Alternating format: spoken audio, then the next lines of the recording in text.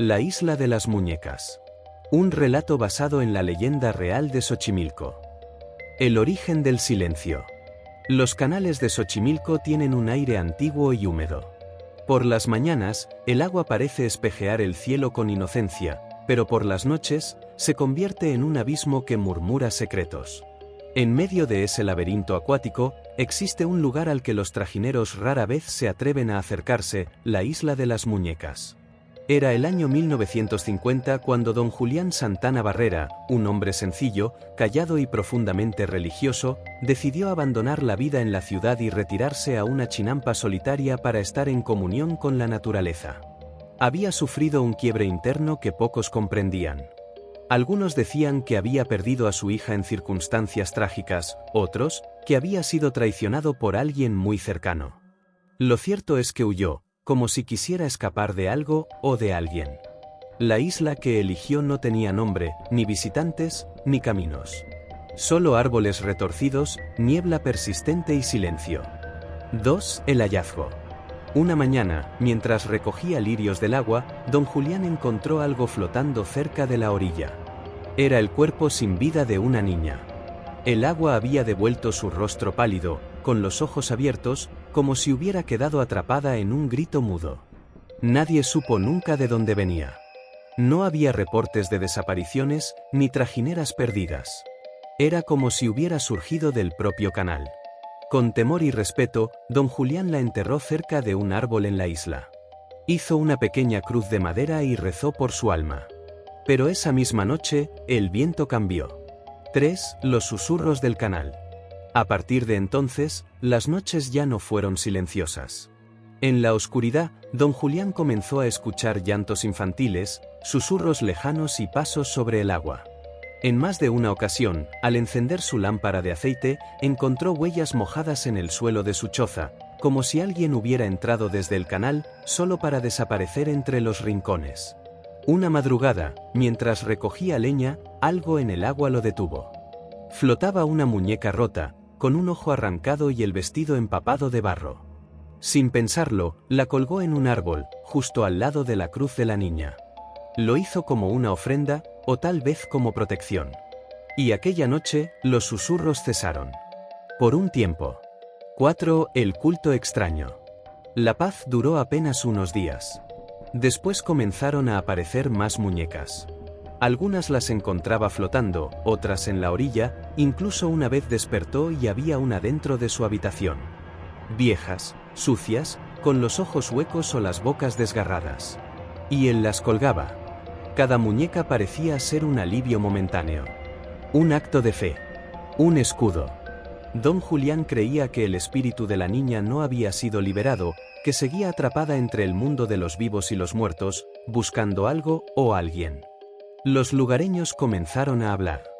Decían que el ermitaño de la isla estaba loco. Que hablaba solo. Que se le veía conversando con las muñecas. Que a veces se oían risas infantiles provenientes de la niebla. Pero lo más extraño era esto, nunca faltaban muñecas nuevas en la isla. No importaba si don Julián no salía a buscarlas. Siempre había una más. El giro final. Pasaron los años. Don Julián envejecía, pero se negaba a abandonar la isla. Algunos familiares intentaron llevárselo, pero él se aferraba a su pequeña choza como si su vida dependiera de ello. Decía que si se iba, el alma de la niña se enojaría. Que las muñecas lo protegían. Que había fuerzas en el agua más antiguas que la ciudad misma. Un día, mientras hablaba con su sobrino Anastasio, le confesó algo escalofriante. Ya no es solo la niña, hay más. Muchísimos más. Espíritus de niños ahogados, abandonados, muertos en pena. Los veo en mis sueños. Me llaman. Me piden que los escuche. Y luego, con la mirada fija en el canal, murmuró. Ya me toca. Ese mismo día, el cuerpo de don Julián fue hallado en el canal, exactamente en el mismo lugar donde había encontrado a la niña muchos años antes. Vi la isla hoy. Hoy en día, la isla de las muñecas sigue allí. Miles de muñecas cuelgan de los árboles, de las paredes, de los alambres oxidados. Están cubiertas de moho, telarañas, polvo y desesperanza. Algunas tienen clavos en los ojos. Otras tienen bocas que parecen gritar. Y todas, sin excepción, miran. Quienes se atreven a visitarla aseguran haber escuchado risas, voces y susurros en náhuatl, un idioma que don Julián nunca hablaba. Otros aseguran que las muñecas parpadean o mueven los labios. Pero lo más inquietante ocurre al atardecer. Cuando cae la noche, el agua se vuelve oscura como tinta y se dice que una niña aparece flotando entre las trajineras. No habla. No llora. Solo observa. Como esperando a que alguien vuelva por ella. 7. Advertencia. Nadie debe llevarse una muñeca de la isla. Nunca se debe entrar solo. Jamás se deben quitar las cruces. Y, sobre todo, si alguna vez visitas la isla y escuchas una risa o el chapoteo de pies pequeños en la orilla, no mires atrás. Porque quizá no sea la brisa lo que te toca la nuca, sino una manita mojada, buscando compañía. Malinche maldita. La sombra que habita el volcán. Y ecos en la niebla. El volcán Matlalcueye, conocido por todos como la Malinche, se alza entre Tlaxcala y Puebla como un gigante dormido. Sus faldas están cubiertas de bosques espinosos y senderos que parecen devorar la luz cuando cae la tarde. Pocos se atreven a subirlo solos, y quienes lo han hecho saben que hay algo que vive en su niebla. Los alpinistas cuentan que, al llegar cerca de la cima, comienzan a escuchar pasos detrás de ellos, aunque no hay nadie. A veces, una figura femenina vestida de blanco aparece a lo lejos, estática, observando desde un risco con la mirada clavada en el vacío. No habla. No se mueve. Pero si cruzas su mirada, te seguirá durante el resto del camino. Algunos no han vuelto. Otros han bajado sin hablar nunca más. 2. La mujer entre conquistadores. La leyenda nace siglos atrás, en los días de la conquista. Su nombre era Malinali Tenepatl, conocida como la Malinche, traductora, consejera y compañera de Hernán Cortés. Fue una mujer entregada a una historia que la superó, a veces llamada traidora, otras víctima. Pero lo que la historia no cuenta es lo que ocurrió tras la caída de Tenochtitlán. Se dice que Malinche, consumida por la culpa y el desprecio de los suyos, huyó al monte más alto que conocía. Llevaba consigo a su hijo pequeño, fruto de su unión con Cortés, y una promesa, protegerlo a toda costa. Pero en la cima, algo la aguardaba. 3. El pacto. La montaña es sagrada. Los antiguos pueblos sabían que estaba viva. Que tenía espíritu, voz, hambre. Malinche subió con su hijo buscando refugio, pero la montaña le habló. Le ofreció poder, olvido, inmortalidad, a cambio de sangre. Dicen que en una noche helada, con los ojos enrojecidos y el alma rota, Malinche entregó a su propio hijo a la tierra, hundiéndolo entre rocas y raíces. Desde entonces, su alma quedó ligada a la montaña. No murió. No envejeció. No perdonó. Y desde entonces, nunca volvió a llover igual en la región. 4. Apariciones. Con los años, muchos subieron el volcán sin conocer la leyenda. Un grupo de excursionistas de Puebla, en 1992, fue testigo de algo que jamás pudieron explicar. Mientras acampaban en una zona boscosa, a más de 3.000 metros de altura, escucharon el llanto de una mujer, desgarrador, agudo, pero contenido, como si saliera desde las entrañas de la tierra. Uno de ellos, un joven llamado David, se separó del grupo para investigar. Lo encontraron al amanecer. Tirado, con los ojos desorbitados, arañazos en el rostro, y balbuceando en náhuatl, un idioma que jamás había hablado.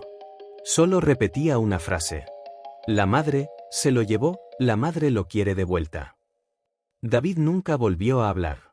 Sus padres lo internaron en una clínica de salud mental en Atlixco.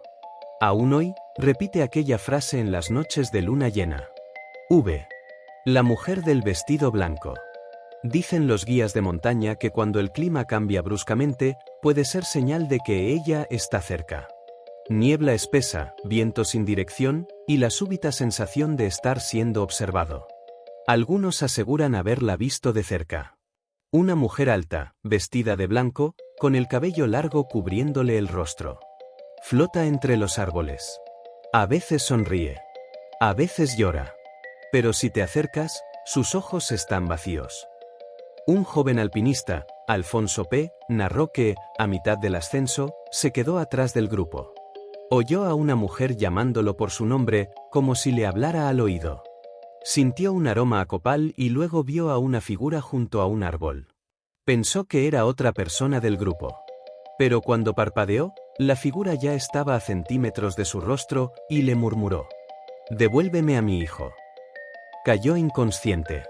Fue hallado varias horas después, en una zona que el grupo aún no había alcanzado. Vi el culto secreto. En las comunidades cercanas al volcán, algunas personas aún le dejan ofrendas a la Malinche, flores, maíz, muñecas, e incluso figuras de niños hechas de cera. Los más ancianos dicen que si no se honra a su espíritu, la montaña castiga, heladas fuera de temporada, cosechas arruinadas o desapariciones en la sierra. Algunos incluso creen que la Malinche se aparece en los sueños de quienes la ofenden, susurrando palabras incomprensibles y dejando marcas en la piel al despertar. 7. Advertencia al viajero: la cima del volcán La Malinche es hermosa, sí, pero es tierra de muertos. Si alguna vez decides subir, no lleves niños. No subas solo. No respondas si oyes que alguien te llama por tu nombre desde la niebla. Y si ves a una mujer de blanco en el sendero, no la mires directamente. No corras. No reces. Solo da media vuelta y baja. Porque si ella cree que tú también llevas a su hijo dentro, no te dejará ir. La planchada. El fantasma de los pasillos blancos. Y ecos del hospital. El Hospital Juárez de la Ciudad de México es uno de los más antiguos del país. Sus pasillos han visto nacer y morir a miles de personas desde el siglo XIX. Y entre esos muros, donde la vida y la muerte se tocan, hay historias que los médicos y enfermeros no cuentan fácilmente. Una de esas historias habla de una enfermera que nunca se fue. Una figura que aparece en la madrugada, cuando todo está en silencio y el olor a cloro se mezcla con la desesperación. Una mujer vestida de blanco, de rostro sereno, pasos suaves, y que no debería estar allí. Su nombre es La Planchada. 2. El origen de la enfermera perfecta. En la década de 1930, cuando el hospital aún llevaba el nombre de Hospital de San Pablo, trabajaba allí una enfermera llamada Eulalia. Era joven, dedicada, y absolutamente obsesionada con la perfección. Su uniforme siempre estaba impecable, perfectamente almidonado y planchado, de ahí el apodo que sus colegas le pusieron: La Planchada. Eulalia era puntual, dulce con los pacientes, exigente consigo misma. Su vocación era casi religiosa. Pero también era solitaria, hasta que conoció a un joven médico recién llegado. Era encantador, brillante, y rápidamente conquistó su corazón. Tuvieron un breve y apasionado romance. Eulalia hablaba de matrimonio, de una vida juntos, hasta que un día, el doctor simplemente desapareció. 3. El corazón roto. No hubo explicación. El médico se fue sin avisar, sin una carta, sin despedida. Días después, Eulalia se enteró de que se había marchado a Veracruz, acompañado de otra mujer, recién casado. El golpe fue devastador. Eulalia se volvió errática. Dejó de sonreír. Llegaba tarde. Descuidaba a los pacientes. Algunos incluso murieron por negligencia. Sus superiores la suspendieron, y fue entonces cuando cayó enferma. Nadie sabe con certeza qué padeció: tuberculosis, depresión, neumonía o algo peor. Murió sola, en una sala vacía del hospital. 4. El regreso. No pasó mucho tiempo antes de que el personal comenzara a notar cosas extrañas. Pacientes en estado grave aseguraban haber sido visitados por una enfermera que les dio medicina, les tomó la mano y les dijo que descansarían pronto. Los doctores, al revisar sus expedientes, descubrían con asombro que la mejoría era real, aunque ningún turno había registrado atención nocturna. Otros pacientes reportaban lo contrario: una enfermera rígida, de rostro inexpresivo, que se acercaba en la noche, los miraba con desprecio, y al día siguiente, morían. Los vigilantes de seguridad comenzaron a verla en los monitores, una figura blanca que se deslizaba por los pasillos, aunque no aparecía en las cámaras del siguiente ángulo. A veces parecía detenerse frente a las habitaciones de los moribundos. Otras veces, se desvanecía al pasar por una pared. Hubo testimonios que hielan la sangre. Una doctora residente llamada Adriana relató un caso que la marcó para siempre. En su primera guardia nocturna, tuvo a su cargo a una paciente con una infección severa. La situación era crítica, pero al revisar los signos vitales en la madrugada, todo estaba estable. La paciente me dijo que una enfermera vino en la noche, contó Adriana. Me dijo que era muy amable, que le puso suero y le dijo que se pondría mejor. Pero al revisar las bitácoras y consultar con las demás enfermeras, nadie había atendido esa habitación. Lo más extraño fue lo que dijo la paciente al describir a su visitante. Su uniforme estaba antiguo, como los de antes, y olía como a planchado con almidón. Vi maldición o redención.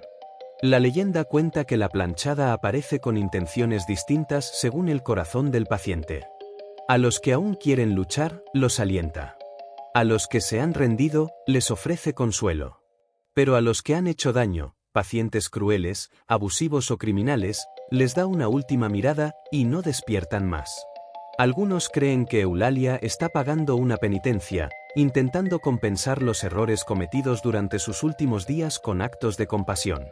Otros piensan que está atrapada en un bucle, reviviendo su obsesión por el deber y la perfección, aunque ya no esté viva. 7. El pasillo 4. Los trabajadores del Hospital Juárez evitan el pasillo 4 de la zona antigua después de la medianoche. Allí, dicen, el reloj se detiene a las 3:33 de la madrugada por unos minutos, y luego avanza como si nada. Quienes pasan por allí en ese instante, afirman sentir un frío inexplicable, como si alguien respirara sobre su nuca.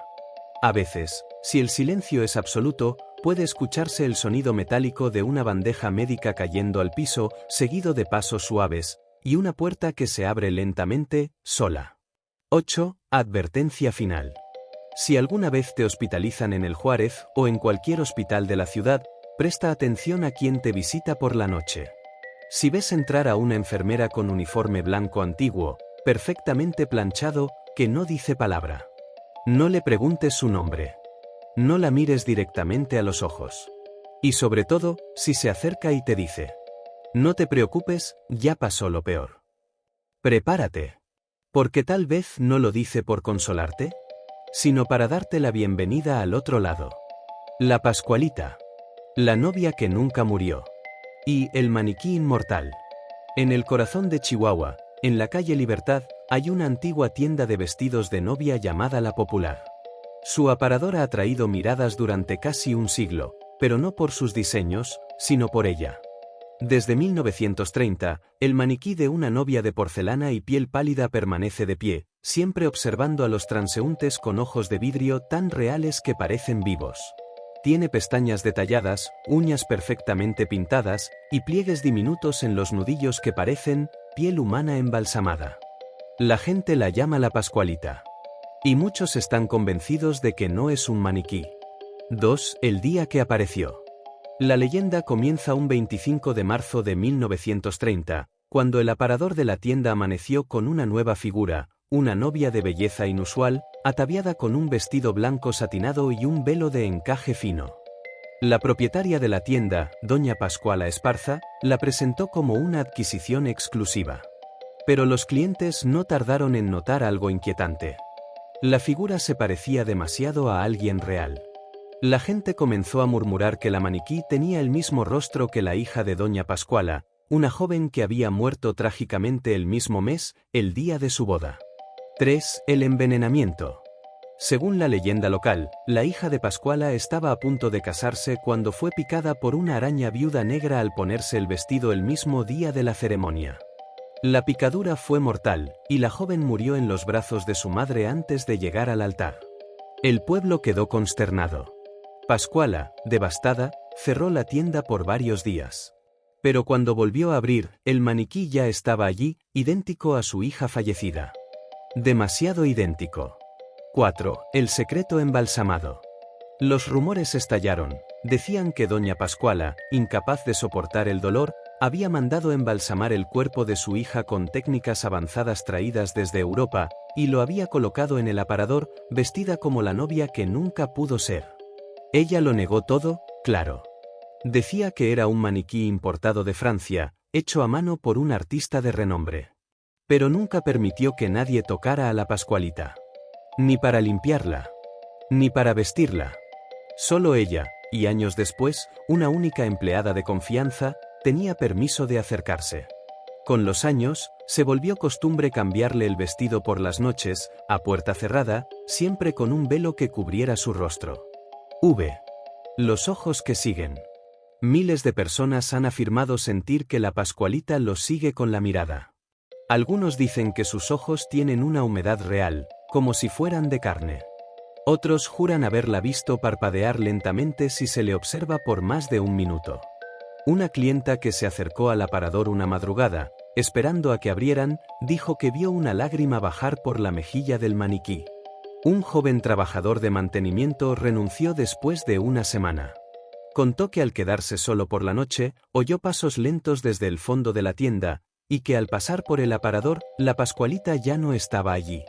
Pero al voltear hacia el espejo, la vio de pie detrás de él. Vi maldiciones y milagros. Lo más extraño es que algunas novias creen que tocar el vestido de la Pascualita trae suerte, fertilidad o protección. Se dice que varias mujeres infértiles quedaron embarazadas después de colocar discretamente un alfiler en su velo. Pero también hay historias oscuras. Una joven, queriendo burlarse de la leyenda, le mostró la lengua al maniquí. Esa noche, fue atropellada frente a la tienda. Antes de morir, sus palabras helaron a los testigos. Ella me estaba esperando en la calle, sonriendo. Otra mujer intentó robar uno de los guantes del maniquí. A los 2 días, su mano comenzó a pudrirse y acabaron por amputársela. Desde entonces, los dueños han reforzado la vitrina con seguridad extrema. 7. La última empleada. Una ex trabajadora de la Popular, ya anciana, confesó que sí le cambiaron el vestido a la figura varias veces, pero que cada vez era una experiencia aterradora. Su piel estaba fría, pero no rígida. Tenía textura, como la de un cadáver joven. Y lo peor eran los pies. Tenía líneas de venas, uñas completas, y marcas de sutura en los tobillos. Después del tercer cambio, se negó a volver a tocarla. Afirmó que por las noches, el maniquí suspiraba. La carreta de la muerte. Cuando la muerte misma pasa a recoger a los condenados. Y el crujido de lo inevitable en los pueblos del norte de México, especialmente en Durango, Sonora y Chihuahua, se cuenta una historia que los ancianos no quieren repetir después de la medianoche. Una leyenda que ha pasado de generación en generación, envuelta en rezos, susurros y terror absoluto. Dicen que, en ciertas noches sin luna, cuando el viento apenas sopla y todo parece suspendido en un silencio sepulcral, se escucha el chirrido de una carreta vieja arrastrándose por las calles de tierra. Sus ruedas de madera gimen, como si lloraran. Y el rechinar metálico de sus ejes es tan agudo que hace temblar a los perros. Pero no la conduce un hombre. La conduce la muerte en persona. 2. El origen del mito. La leyenda tiene raíces coloniales. En aquellos tiempos, cuando los pueblos eran escasos y los caminos estaban hechos de polvo y piedra, se hablaba de una carreta espectral que aparecía justo antes de una desgracia. Se dice que todo comenzó con un verdugo español que, harto de ejecutar órdenes injustas, fue condenado por la Inquisición a arrastrar los pecados de su vida. Su castigo fue eterno, conducir una carreta por la eternidad, recogiendo las almas de los que debían morir o de aquellos que habían hecho tratos con el diablo. Así fue como su alma se convirtió en algo más oscuro, más terrible, un emisario de la muerte. 3. La carreta en la oscuridad. La carreta de la muerte no se ve fácilmente.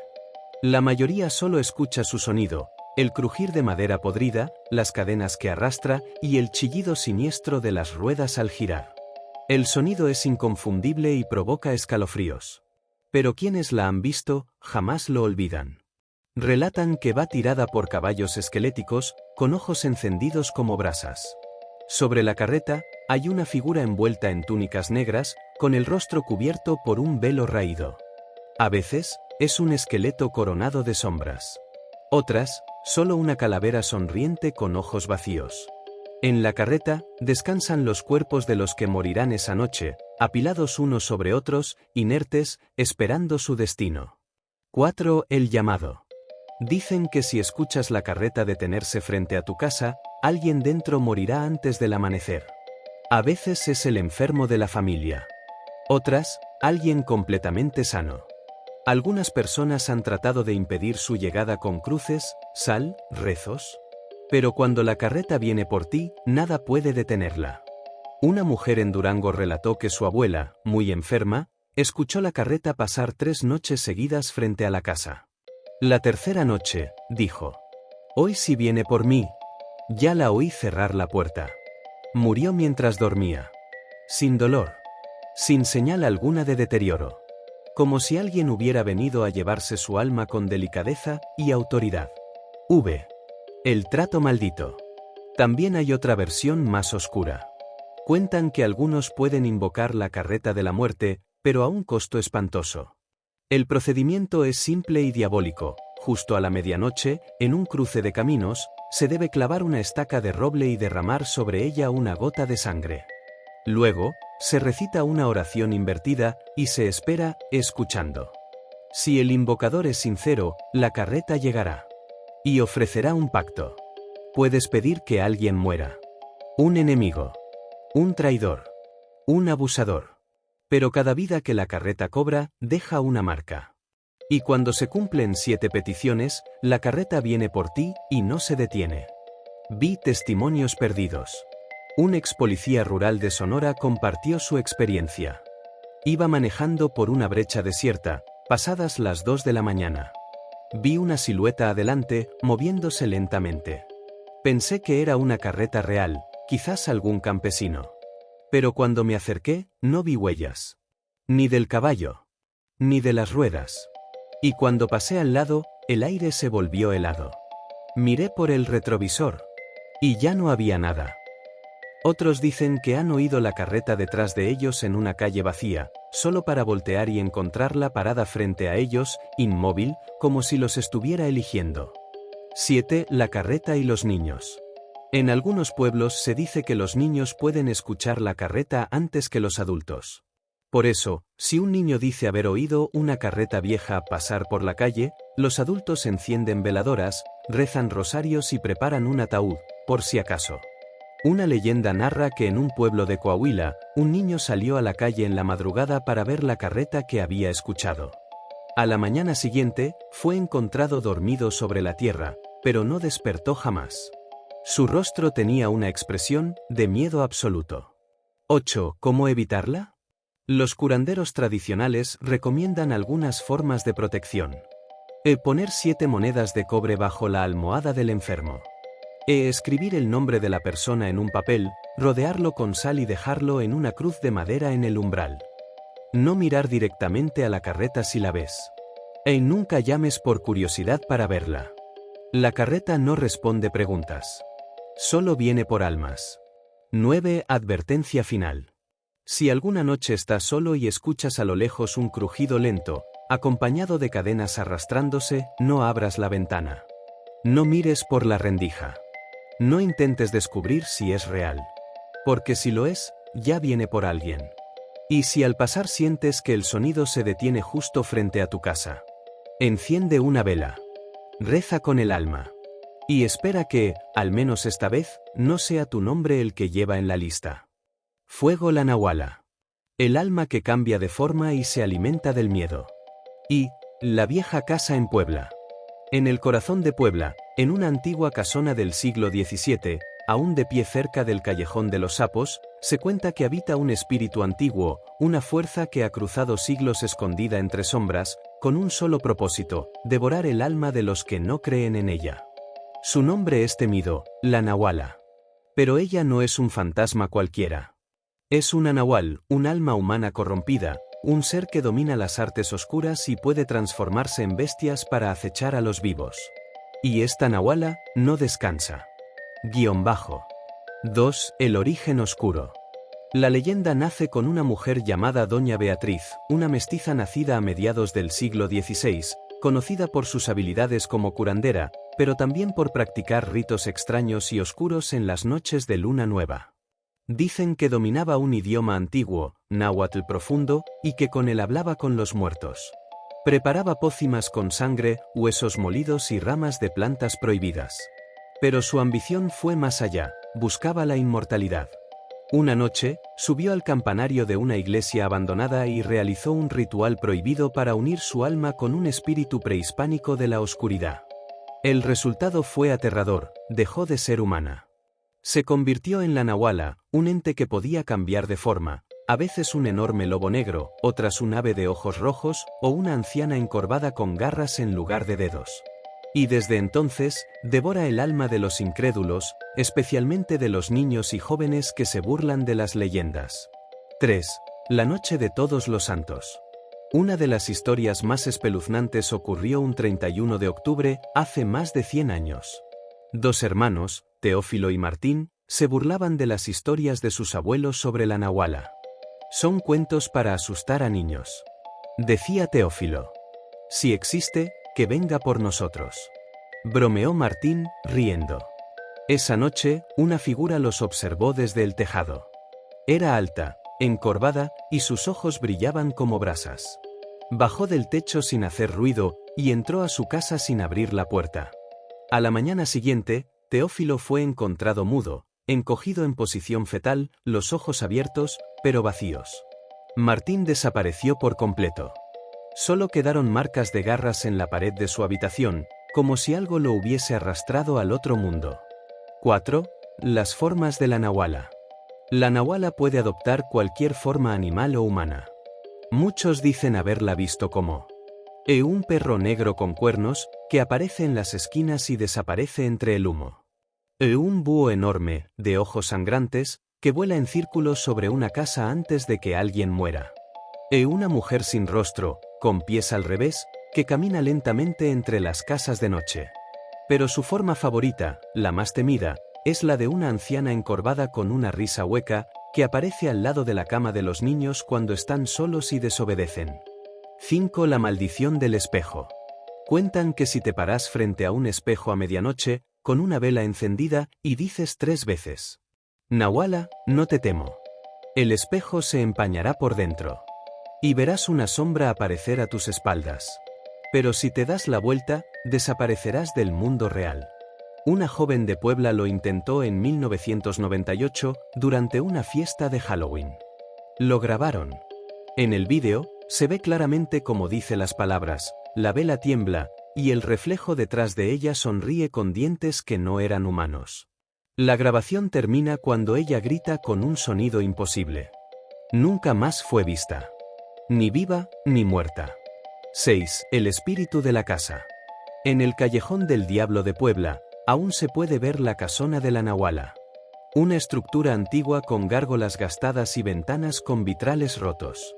Nadie ha podido vivir allí más de 3 días. Los que entran, escuchan susurros en náhuatl, pasos en el techo, y llantos en las paredes. Algunos afirman que el aire se vuelve espeso y las puertas se cierran solas. Las mascotas huyen al acercarse. Y quienes entran con fe débil, no regresan con la misma alma. El último intento por remodelarla fue en 2007. Un equipo de restauradores duró 2 noches. En la tercera, el jefe del proyecto quemó todos los planos y huyó del estado. 7. ¿Cómo se protege uno? Los curanderos antiguos recomiendan nunca decir su nombre después de las 12. Si escuchas pasos arrastrados o risas huecas cerca de tu cuarto, debes encender una vela bendita y no mirar por la ventana.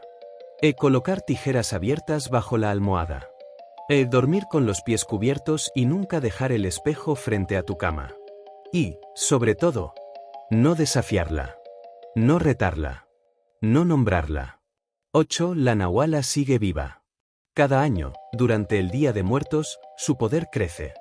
La frontera entre el mundo de los vivos y los muertos se debilita. Y la nahuala camina con más libertad, buscando a quienes ya han oído su historia, pero no creen. Porque si sabes de ella y aún te burlas, ya puede verte. Puede que esta noche se manifieste como una sombra en tu pared o un búho sobre tu casa. Tal vez ya haya marcado tu nombre. ¿Y si la escuchas susurrar en un idioma que no entiendes? No respondas. Ni siquiera con un pensamiento. La Nahuala no es una historia. Es un aviso. Y a veces, como dicen los antiguos, el que no cree, termina por creer.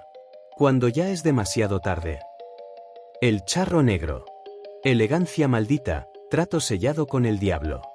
Y, la figura al borde del camino. En muchas regiones de México, especialmente en Hidalgo, Tlaxcala, Veracruz, Puebla y Michoacán, se repite una advertencia que las abuelas han dicho a sus nietos por generaciones. Si vas solo por la carretera en la noche y ves a un hombre elegante montado en un caballo negro, no lo mires. No le hables. Y nunca aceptes lo que te ofrece. Ese hombre es el charro negro. Y aunque se ve imponente, atractivo y caballeroso, no es humano. 2. El origen de la maldición. Se dice que en la época colonial existió un joven llamado Ignacio de la Fuente, hijo de un hacendado rico pero ambicioso. Ignacio era conocido por su obsesión con el poder y el dinero. No le bastaban las tierras que tenía, quería dominar todo lo que pudiera ver. Un día, un hombre misterioso se le presentó y le ofreció un trato. Riquezas ilimitadas a cambio de su alma, pero no en el momento. Podría disfrutar de su fortuna durante toda su vida, y solo cuando montara el caballo negro, su alma pertenecería al otro mundo. Ignacio aceptó. Y por años fue temido y admirado. Pero el día que decidió montar ese caballo que nunca envejecía, desapareció sin dejar rastro humano, solo su sombra quedó. Desde entonces, su alma se convirtió en el charro negro, un espíritu condenado a vagar eternamente, tentando a otros con las mismas promesas que lo condenaron. 3. ¿Quién es el charro negro? El charro negro aparece como un hombre alto, vestido de traje de gala charro negro azabache, con detalles brillantes de plata y un sombrero ancho que proyecta sombra sobre su rostro. Sus ojos son dos carbones encendidos. Y su voz, profunda, envolvente, imposible de ignorar. Va montado sobre un caballo negro siniestro, con ojos rojos y cascos que no hacen ruido al tocar el suelo. A veces el caballo tiene cola de serpiente. Otras veces, sus patas terminan en pezuñas humanas. 4. El encuentro. Los encuentros con el charro negro suelen ocurrir en carreteras solitarias, caminos rurales, o incluso dentro de las ciudades, cerca de barrancas o cementerios. Se aparece especialmente a quienes se burlan del diablo. Presumen tener dinero mal habido. Caminan solos en la madrugada, desafiando lo espiritual. Dicen que te ofrece una bolsa llena de monedas, o una piedra que al día siguiente se convierte en oro. Pero si la tomas, ya es tarde. Una mujer en Veracruz contó que, al regresar de una fiesta, un elegante jinete se le acercó y le dijo: «¿Te llevo a casa, señorita?» Ella se negó, pero el charro insistió, ofreciéndole un collar de perlas negras. Al día siguiente, despertó en su cama con una cadena de espinas en el cuello, y pesadillas que no la dejaron vivir en paz por el resto de su vida. 5. La marca del charro. Si aceptas su oro, o simplemente te dejas tocar por él, quedas marcado. Esa marca no es visible, pero el alma empieza a pudrirse por dentro. Primero, tienes pesadillas con fuego, puertas que se cierran solas y pasos detrás de ti. Después, comienzan las pérdidas, trabajo, familia, salud. Y cuando más vulnerable estés, él vuelve por ti. Y ya no se marcha sin llevarse algo. 6. Las almas que lleva consigo. El charro negro no solo recoge a los ambiciosos. También visita a quienes han hecho pactos sin saberlo, quienes maldicen su vida, quienes desean la muerte de otros, quienes se burlan del más allá. Hay historias de taxistas que lo han llevado como pasajero y desaparecieron esa noche. Un policía de Tlaxcala contó que lo detuvo para interrogarlo, pensando que era un narco. El caballo lo miró, y el policía perdió la vista al instante. Cuando se le preguntó qué vio, solo dijo: no tenía rostro. Solo vacío. Solo fuego, solo odio. 7. ¿Se le puede escapar? Se dice que si lo ves en el camino, nunca le hables. No aceptes nada de sus manos. No lo mires a los ojos. Y si puedes, reza con todo tu corazón. Especialmente el Salmo 91, la oración del justo juez. Algunos afirman que los perros lo detectan antes que nadie. Si un perro comienza a aullar sin razón a medianoche, es porque el charro negro está cerca. 8. El jinete eterno. Se cree que el charro negro no es uno solo. Es una maldición que pasa de alma en alma. Quien acepta su oferta y no se resiste, termina siendo el siguiente jinete. Dicen que hay más de uno vagando por México, cada uno con su caballo, cada uno llevando monedas encantadas, cada uno buscando reemplazo. Y cuando uno de ellos logra entregar su carga, su alma se libera, pero solo por un tiempo. Porque el pacto nunca se rompe del todo. 9. Advertencia final. Si alguna noche vas solo por un camino oscuro y ves a lo lejos a un hombre montado en un caballo elegante, vestido de negro y reluciente como el diablo mismo. Cruza la calle. Evita el saludo. Baja la mirada. No todos los charros son malvados. Pero el que no refleja sombra no pertenece a este mundo. 1. La monja del convento de la Concepción, Ciudad de México. Introducción. En el corazón del centro histórico de la Ciudad de México, donde el tiempo parece arrastrar los susurros del pasado entre muros coloniales, se erige un edificio antiguo que guarda una historia tan espeluznante como dolorosa, el antiguo convento de la Concepción. Fundado en el siglo XVI, este recinto sagrado fue testigo de fe, secretos y muerte. Dicen que al caer la noche, una figura blanca recorre sus pasillos, arrastrando el alma de los que se atreven a perturbar su descanso. 2. El silencio de los votos. La hermana Clara de los Dolores fue forzada a ingresar al convento a los 17 años. Hija de una familia prominente y severa, su pecado fue enamorarse de un joven militar con quien planeaba escapar. Su castigo fue eterno, el encierro tras los muros de piedra, el silencio de los rezos y el apagamiento del corazón. Los primeros meses la vieron rezar día y noche, invocando el nombre de Andrés, su amado. Luego dejó de hablar. Las otras monjas la evitaban, su presencia parecía enfriar el aire. A veces, lloraba sin lágrimas. A veces, hablaba en sueños con una voz que no parecía humana. 3. La muerte colgante. Un 13 de diciembre, al amanecer, el cuerpo de Clara fue hallado en lo alto del campanario, colgado con su propio velo. Sus ojos estaban abiertos, fijos en el cielo, y su rostro sonreía. No era una sonrisa de paz. Era torcida, desafiante. Como si hubiera visto algo, o a alguien. Desde esa noche, los sucesos comenzaron. Campanas que repicaban solas a la medianoche. Puertas que se cerraban con fuerza sin viento. Objetos religiosos que aparecían quebrados o invertidos. Una joven novicia desapareció y nunca fue encontrada. Una anciana escribió en su diario: Clara ha vuelto, pero no es ella. Hay algo oscuro en sus ojos ahora.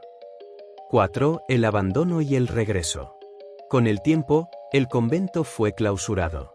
Las religiosas se marcharon, llevándose consigo un silencio cargado de miedo. El edificio quedó solo, pero nunca vacío. Los pocos que se han atrevido a entrar hablan de un frío insoportable en la celda de Clara, donde aún hay marcas de uñas en las paredes. Los exploradores urbanos juran que una figura flota por los pasillos. No camina. No habla. Solo reza. Su voz es hueca, apagada, como venida desde otra dimensión. Si la ves, no le hables. No reces. Y jamás digas el nombre de Andrés. Porque si lo haces, ella sabrá que lo sabes. Y querrá hablarte. Para siempre. 5. Las monjas del eco. Una investigación reciente reveló que algunos archivos olvidados del convento hablaban de otras monjas que también murieron en circunstancias extrañas. Al parecer, Clara no fue la primera. Una cadena de muertes, desapariciones y rituales ocultos quedaron registrados en diarios crípticos que hablaban de un vínculo sellado con sangre. Una de las notas decía: ella camina con nosotras. No la vemos. Pero está. El eco de sus pasos es la señal. Las grabaciones de audio tomadas por curiosos han captado oraciones en latín, rezadas al revés. 6. El último visitante. Un documentalista desapareció en 2017 mientras grababa dentro del convento. Su cámara fue hallada meses después. El último vídeo lo muestra recorriendo los pasillos cuando una figura vestida de blanco aparece al fondo. Él susurra, ¿Clara?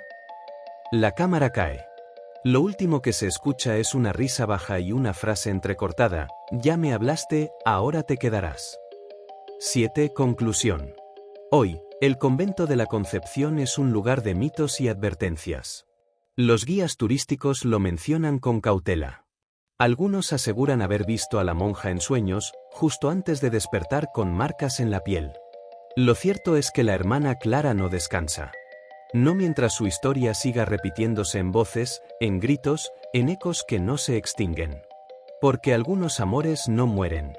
Se pudren, y se arrastran con nosotros. Los Aluxes, Yucatán. 1. Introducción. En la profundidad de la selva maya, donde los árboles centenarios ocultan secretos milenarios y el aire parece contener antiguos hechizos, habitan seres diminutos que los mayas conocen como Aluxes. Ellos no olvidan. No perdonan. Y no se muestran, a menos que hayan sido ofendidos. 20. El ingeniero y la carretera. Luis Durán, ingeniero civil de Mérida, fue asignado a un proyecto de construcción en una zona selvática cerca del poblado de Sul. Su tarea, trazar una carretera que cortara terreno virgen. Los ancianos le advirtieron que debía pedir permiso a los aluxes. Ritos, ofrendas, respeto. Luis se rió. Son leyendas para asustar turistas, dijo. El primer día, las máquinas se detuvieron sin razón.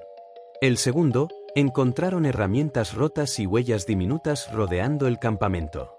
La tercera noche, desapareció el operador de la retroexcavadora. Lo único que dejaron fue su casco, y unas risas lejanas que venían desde la oscuridad. 3. El ritual y la ira. Luis, ahora asustado, buscó a un H-Men, un sacerdote maya. El viejo aceptó hacer el ritual, pero dijo que ya era tarde. Los aluxes estaban enojados. Esa noche, Luis soñó con figuras pequeñas que caminaban sobre su pecho, susurrándole palabras en lengua antigua. Al despertar, tenía tierra en la boca y marcas de manos diminutas en su camisa. Cuando fue encontrado, sus ojos estaban abiertos, pero no veía. Su cuerpo, rígido, murmuraba, «Soy parte de la tierra, ellos me cuidarán para siempre». 4. El retorno del equilibrio. Desde ese incidente, el gobierno local exige rituales previos en cada obra nueva. Los obreros reportan menos accidentes cuando se colocan ofrendas, miel virgen, maíz tierno, cigarros sin encender. Un líder de obra confesó haber visto a un niño con ojos negros entre los árboles. Parpadeó, y ya no estaba. Me estaba vigilando, dijo. No quería que olvidáramos el tributo. 5. Las sombras del camino. Años después, una periodista intentó reconstruir los hechos. Se adentró en la selva con cámaras. Su vídeo, jamás publicado, mostraba figuras pequeñas alrededor de su campamento. En la última toma, se escuchaba un murmullo. Ella nos vio. Ahora la selva la quiere. La encontraron semanas después, descalza, desnutrida y sin recuerdos. Solo repetía, ríen. Siempre ríen. 6. Conclusión. Los aluxes no son un mito. Son guardianes invisibles, hijos de la selva, protectores de lo sagrado. Su risa no es infantil. Es ancestral. Si alguna vez entras a un sendero desconocido en Yucatán y sientes que alguien pequeño te observa, deja una ofrenda. Da las gracias. Y sigue caminando. Sin mirar atrás. La Casa de la Moira, Guadalajara. 1. Introducción. En una vieja calle del centro de Guadalajara, entre edificios históricos y plazas coloniales, se levanta una casona de cantera que parece mirar al transeúnte con desprecio. La llaman la Casa de la Moira. Nadie vive allí. Nadie la toca. Y nadie se atreve a contar toda la verdad. 2. La mujer y el telar. En los años 30, una mujer solitaria vivía allí, Soledad Montenegro. Cultivada, misteriosa, experta en artes ocultas y textos griegos, muchos la consideraban una bruja. Pero era más que eso. Los niños la veían hilar frente a un telar invisible. Las vecinas decían que murmuraba nombres, y que luego esas personas enfermaban. Un día, 3 niños desaparecieron. Cuando la policía llegó a registrar la casa, Soledad los recibió con calma. En su jardín estaban los niños, en trance. Sentados, con ojos en blanco, murmuraban: el hilo se ha roto. Ella lo volvió a tejer. Soledad fue arrastrada por una turba enfurecida. Pero cuando quisieron prender fuego a su cuerpo, descubrieron que no había cadáver. Solo un velo negro y una mecedora que seguía moviéndose sola. Desde entonces, la casa permanece cerrada. 3. Los nuevos inquilinos. Años después, una familia intentó mudarse. La niña menor comenzó a dibujar mujeres sin rostro hilando cabellos humanos. Las luces parpadeaban a las 3 de la madrugada. Las puertas se abrían solas. El padre fue encontrado en el sótano, con la mirada perdida y un ovillo de hilo en las manos. Repetía una frase: ya no controlo mi destino. Ella lo teje. 4. El hilo de los sueños. Varios vecinos han soñado con la misma figura, una mujer vestida de luto que aparece al pie de su cama, hilando con hilos rojos. Cuando despiertan, notan que algo cambió en sus vidas: un accidente, una pérdida, una enfermedad súbita. Los psicólogos llaman a esto histeria colectiva. Los ancianos la llaman simplemente Moira. 5. El guardián de la puerta. Un indigente que dormía en la entrada fue hallado muerto, con una sonrisa congelada y los dedos crispados como si tejiera. Entre sus ropas, encontraron un papel que decía: todos tienen un hilo. Y ella decide cuándo cortarlo. Desde entonces, la reja del portón permanece cerrada con cadenas bendecidas. 6. Conclusión. La casa de la Moira sigue ahí, en el corazón de Guadalajara, como un recordatorio de que el destino puede tener forma y voluntad. Algunos destinos no están escritos, están tejidos. Y hay hilos que jamás deberían desenredarse. Porque si atraes su atención, quizá tu historia ya esté en su telar.